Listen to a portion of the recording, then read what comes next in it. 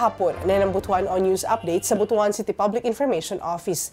Gipili si Mayor Lau Fortun isip bag-on chairperson sa Executive Committee sa Butuan Bay Development Alliance. Kini nagpakita siyang paday nga suporta sa panagiusa sa mga LGU o sa mga maluntarong kalambuan sa rehiyon. Isip chairperson buot niya nga mapalig-on ang kooperasyon sa mga miyembro nga lungsod ug munisipyo aron magtinabangay sa mga proyekto nga makapaayo sa Butuan Bay ug sa mga komunidad palibot niini.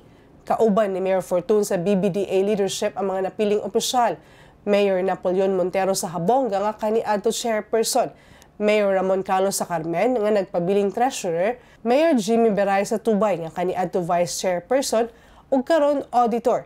Nagkahiusa ang tanang bag-ong napili nga mga liderato aron mapadayon ang tumong sa BBDA nga magdala og malungtarong kalambuan, kooperasyon o proteksyon sa kinaiyahan sa tibuok Butuan Bay area. Ug makatong updating adlaw alang sa pang mga updates, follow and like ang official Facebook page, TikTok, Instagram ug subscribe sa YouTube channel sa Butuan City Public Information Office. 66 days na lang, Pasko na. Ako si Charmaine Awitan, daghang salamat.